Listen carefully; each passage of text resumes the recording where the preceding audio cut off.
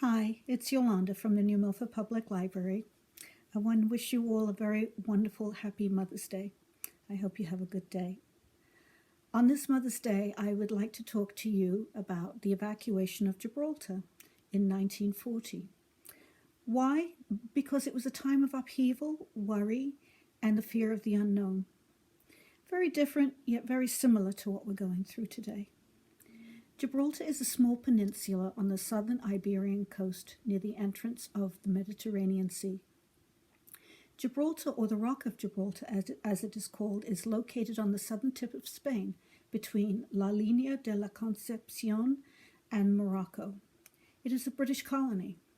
During World War II, Gibraltar was an important base for the Royal Navy, as it controlled the entrance and the exit to the Mediterranean Sea and the Strait of Gibraltar, which is only 8.9 miles wide.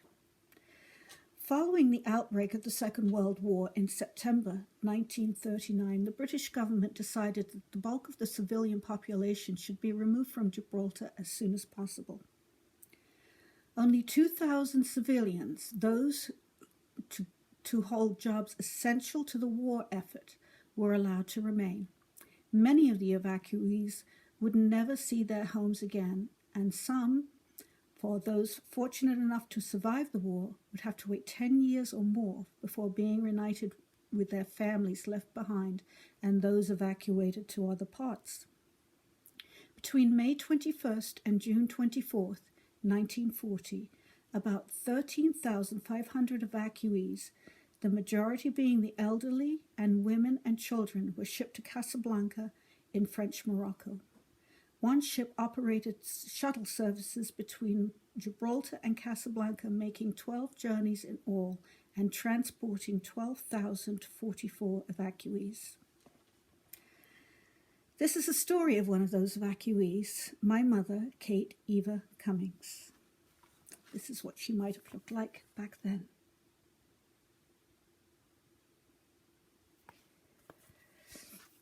She was born on February 14th, 1924 in Gibraltar. Her mother, Honorina Maria Sheriff, was born in Gibraltar on May 19th, 1888. This is my grandmother, Honorina.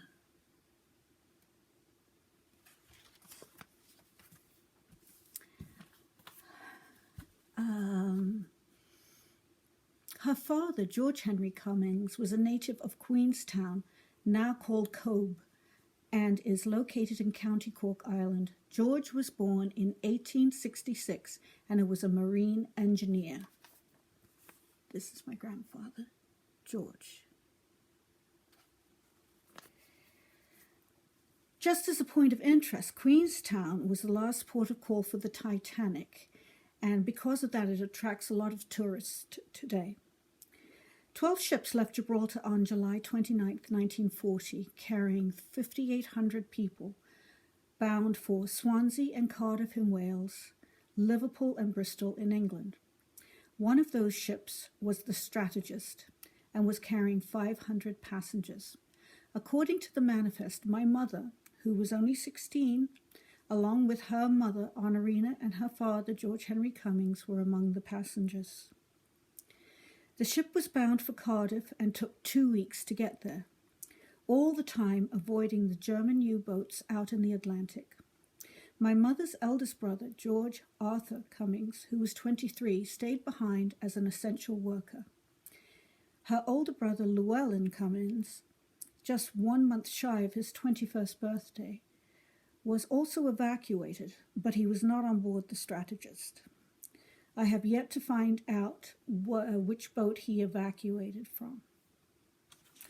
So here is a picture of my grandfather, my grandmother. This would be George, and this would be Llewellyn. My mother had not been born yet. I'm not sure who this lady is, but it's a very old photograph. And this is a photograph of my grandmother with my mother, my Uncle George, and my Uncle Llewellyn.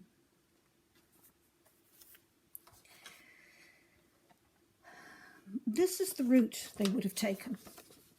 So, as you can see on the map, Gibraltar is so small It's not even a dot on the map. There's no name. It's that tiny. And they were evacuated right out into the Atlantic and up into the port of Swansea in Wales. The 2-week journey was not an easy one. Within 6 days, most of the provisions were inedible due to poor storage conditions. Water was strictly rationed. 2 babies born during the voyage, probably in very terrible conditions. 1 elderly man died during the journey of blood poisoning and asthma. He was buried at sea.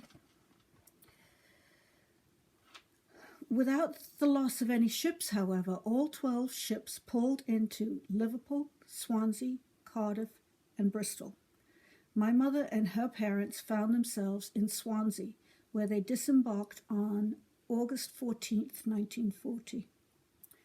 From their port of disembarkation, the evacuees were taken by train to London. They arrived just in time for the Blitz that started on September 7th, 1940. The evacuees found themselves housed in places such as Dr. Bernardo's home, which were orphanages, and Whitelands College, while a lucky few were accommodated in housing left by Londoners evacuating London in Wembley and Kensington area. My mother was housed at the Empire Pool at Wembley Stadium. The Empire Pool was used as a permanent hostel for Gibraltarian evacuees throughout the war. Its enormous windows were blacked out for the duration. In London, once the risk of the air raids decreased, people wanted to return to their homes that were now occupied by Gibraltarians.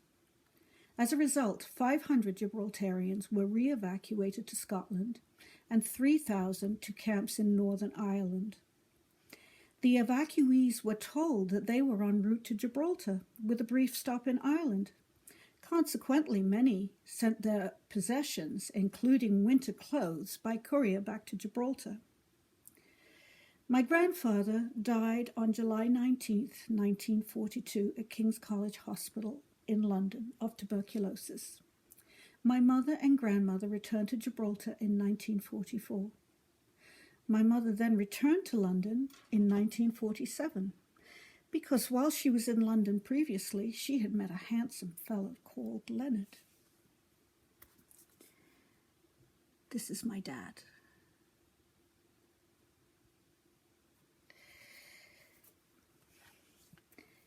He knew what it was like to be evacuated.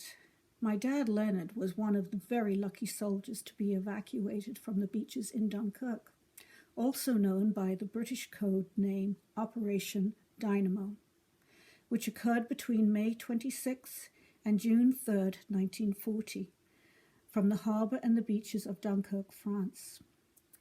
The evacuation removed Allied soldiers, primarily Belgium, French, and British, who had been cut off by the German army during the Battle of Dunkirk. My mom and dad were married on August 16, 1947. They lived happy after the war, settling in London. My grandmother and my uncle Llewellyn, who both returned to England, and they settled in North London. My uncle George remained on Gibraltar and settled and died there.